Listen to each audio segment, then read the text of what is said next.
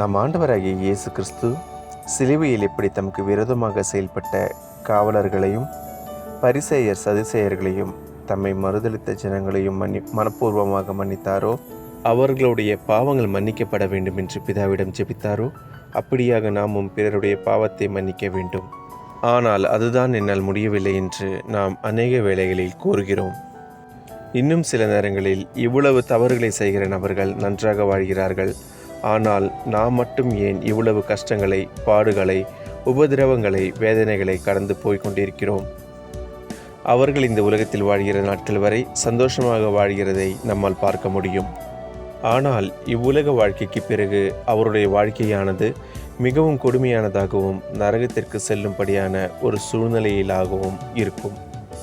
ஆண்டவருடைய வாயிலிருந்து நாம் கேட்கக்கூடாத வார்த்தை, அந்நாளில் அநேகர் என்னை நோக்கி, கர்த்தாவே, கர்த்தாவே, உமது நாமத்தினாலே தீர்க்க தரிசனம் உரைத்தோம் அல்லவா? உமது நாமத்தினாலே பிசாசுக்களை துரத்தினோம் அல்லவா? உமது நாமத்தினாலே அநேக அற்புதங்களை செய்தோம் அல்லவா என்பார்கள். அப்பொழுது நான், ஒரு காலம் உன்னை அறியவில்லை, அக்கிரம சைகைக்காரரே, என்னை விட்டு அகன்று போங்கள் என்று அவர்களுக்கு சொல்வேன். மத்தேயு 7:22-23 இறைவசனங்கள்.